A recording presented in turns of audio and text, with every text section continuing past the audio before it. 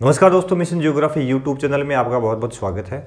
अपन एक महत्वपूर्ण पहलू पर चर्चा करते आ रहे हैं और आज पुनः एक महत्वपूर्ण पहलू पर चर्चा अपन करेंगे। वो है रीट मेंस के अंदर जो इंग्लिश सब्जेक्ट रहेगा उसमें कट ऑफ क्या रहेगी। सिर्फ अपना अनुमान है और हो सकता है, कोशिश हमारी ये है कि काफ़ी लोगों से कंसल्ट करने के बाद में और पेपर के संदर्भ में विभिन्न जो विद्वान साथी हैं उनसे कंसल्ट करने के बाद में उसकी हार्डनेस है, उसकी सॉफ्टनेस है, उस बेस पे उसके लेवल बेस पे अपन ने एक प्रयास किया है कि उसकी कट ऑफ क्या रह सकती है। तो काफ़ी विद्वान साथियों प्लस जो कैंडिडेट्स हैं उनसे कंसल्ट करने के बाद में, जो एग्ज़ाम में बैठे हैं उन कैंडिडेट से कंसल्ट करने के बाद में हम इस बेस पे पहुंचे हैं कि अंग्रेजी जो है रीट मेंस के अंदर जो इंग्लिश विषय है अपना, उस पे जो कट ऑफ है वो क्या रहेगी उसका एक अनुमान अपन ने लगाया है।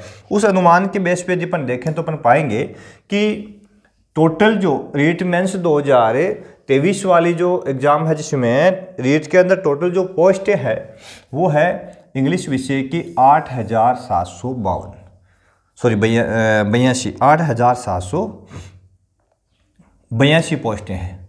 ठीक है, 8,782 पोस्ट इंग्लिश विषय की है और फॉर्म जो आए हैं वो आए हैं 76,000। टोटल फॉर्म लगभग आए हैं 76,000 के।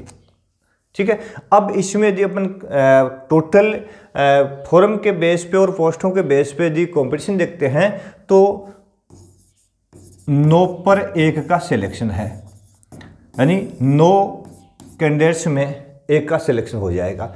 कंपटीशन जो रहेगा वो 9 में रहेगा। इसका मतलब ये हुआ है कि ये वैकेंसी थोड़ी इजी होने वाली है मेरे हिसाब से। पहले की जो कट ऑफ अपन ने डाली थी उसमें काफ़ी बच्चों ने अपने कमेंट्स दिए थे कि आपने ध्यान नहीं दिया, आपने एनालिसिस नहीं किया, आपने किसी प्रकार से कुछ सोचा समझा ही नहीं, रेस ही डाल दिया। ऐसा नहीं है साथियों, बहुत अधिक मेहनत करनी पड़ती है इस प्लेटफॉर्म पर आने के लिए, आप तक पहुँचने के लिए हमारा काफ़ी ज़्यादा प्रयास रहता है और काफ़ी सोच विचार करके ही, क्योंकि हम भी पोस्ट पर बैठे हैं, हम भी कुछ स्टैंड रखते हैं अपना। तो ऐसे नहीं कि आपके समक्ष वैसे ही फेंक दिया हो, ऐसा कुछ नहीं है। हमने प्रयास किया तो यहाँ 9 पर 1 का सिलेक्शन हो जाएगा। तो इस बेस पे जो पेपर है उसके आधार पर प्लस इस कंपटीशन के आधार पर हमने तय किया कि किसका सिलेक्शन हो जाएगा। तो ये एक क्राइटेरिया अपन ने रखा है जो बिल्कुल एक अनुमान है और इसको अंतिम भी नहीं समझे भाई यही रहेगा। एक अनुमान लगा सकते हैं कि हम कहाँ खड़े हैं, इस बेस पे हमारा सिलेक्शन होगा कि नहीं होगा, यह एक अनुमान अपने लगाया है। जल्दी रिजल्ट आ जाएगा। रीट का रिजल्ट है सेकेंड वीक या फर्स्ट वीक के अंतिम में आने की पूर्णतः संभावना है इसी मई के अंदर। तो जैसे रीट का रिजल्ट आएगा तो बिल्कुल जो निर्णय अपना कितना सटीक है उस पर अपने को पता लग जाएगा। इसके साथ साथ में एक महत्वपूर्ण बात मैं बता दूं कि हम संपूर्ण भूगोल की तैयारी करवा रहे हैं। एनसीईआरटी सिलेबस टोटल जो डाल रहे हैं, सीनियर बोर्ड क्लास का जो पूर्ण सिलेबस है उसकी तैयारी करवा रहे हैं। तो वो भी आप हमारे से जुड़ करके उसकी तैयारी कर सकते हैं। पीटीटी एग्जाम जस्ट होने वाला है 21 मई को जो होगा, उसके लिए भी अपन संपूर्ण ज्योग्राफी जो है उसका प्लस मॉडल पेपर बना करके डालेंगे। तो वो भी आप यहाँ से आप पढ़ सकते हो, हमारी हेल्प ले सकते हो। तो करते हैं चर्चा कट ऑफ क्या रहती है इंग्लिश के अंदर, रीट मेंस के अंदर। तो जनरल जो कैटेगरी रहेगी उसमें हमारा जो टारगेट रहा है, हमने इसमें पाया है कि 178 से 184 मार्क्स यदि किसी के आ रहे हैं तो वो इस कट ऑफ में शामिल हो सकता है। तो लगभग यदि उसके राइट क्वेश्चंस की बात अपन करेंगे कि कितने क्वेश्चन वाला इसमें आ जाएगा, तो यह हो गया 89 क्वेश्चन से लेकर के 92 तक यदि किसी के राइट हो रहे हैं तो वो इसमें शामिल हो सकता है। यदि 89 से लेकर के 92 क्वेश्चन किसी के राइट हो रहे हैं तो वो इसमें शामिल हो सकता है। 89 से 92 तक यदि किसी के राइट हो रहे हैं तो वो जनरल कैटेगरी में आ सकता है, ऐसी संभावना है। ओबीसी जो वर्ग है उसको हमने इससे कुछ कम रखा है, कुछ कम ही रहती है इसकी जो कट ऑफ है, कुछ रियल में कम रहती है। तो यहाँ अपन देखते हैं कि ये जो कट ऑफ है लगभग 86 से 89 के आसपास में यदि किसी के प्रश्न राइट हो रहे हैं तो वो इस कट ऑफ में शामिल हो सकता है इंग्लिश सब्जेक्ट से। फिर एमबीसी जो है इस कैटेगरी को यदि अपन देखें तो इसकी जो एलआईसी रिपोर्ट में अपन देखेंगे तो पाएंगे कि लगभग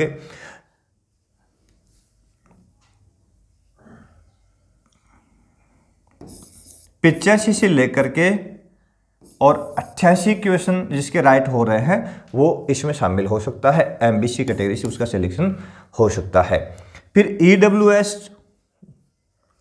न्यू रिजर्व जो कैटेगरी है उसके अंदर यदि अपन देखेंगे तो पाएंगे लगभग 83 क्वेश्चन से यदि किसी के राइट हो रहे हैं, 83 से लेकर के 86 क्वेश्चन से यदि उसके राइट हो रहे हैं तो श्योरिटी है कि लगभग उसका सिलेक्शन हो जाएगा। ठीक है, ये अपना एक अनुमान है और इससे लगभग सटीक ही निर्णय कह सकते हैं अपन इसको। काफ़ी लोगों से चर्चा करने के बाद में हमने ये पाया, काफ़ी कैंडिडेट से फ़ोन किया और उनसे मिले भी, तो उससे मैं अपने पाया कि वास्तव में ऐसा रहेगा। उसके बाद में अगली कैटेगरी है SC। तो SC कैटेगरी के अंदर है जिसके यदि 76 नंबर क्वेश्चन सही हो रहे हैं और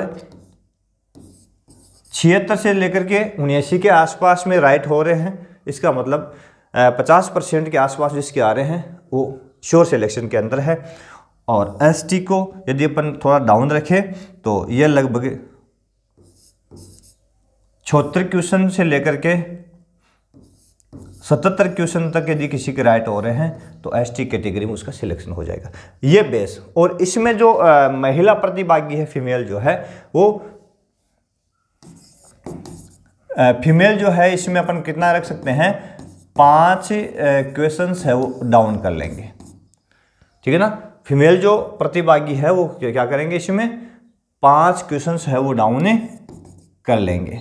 ठीक है ना, तो महिला प्रतिभागी है वो -5 कर लेंगे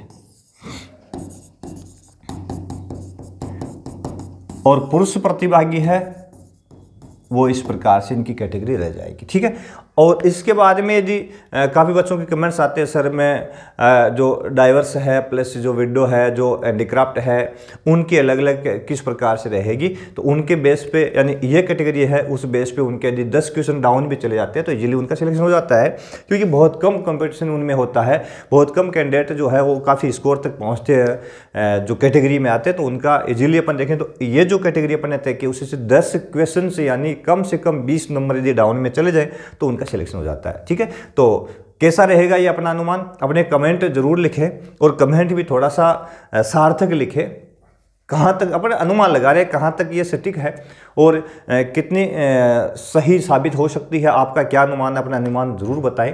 काफ़ी लोग जो है अपने जो कमेंट है वो कहें तो बेतुके बयान डाल देते हैं, तो उनका भी हालांकि स्वागत है, क्योंकि मैं उनका स्वागत इसीलिए करता हूं कि जिसके पास जितना माइंड उतनी बात करेगा। लेकिन आपसे सुझाव आमंत्रित है कि आपके अनुसार कितनी रह सकती है, सुझाव जरूर दें। आप ये इस कट ऑफ से कहां तक सहमत है कमेंट बॉक्स में जरूर लिखें और देखते रहिए मिशन ज्योग्राफी यूट्यूब चैनल। बहुत बहुत धन्यवाद।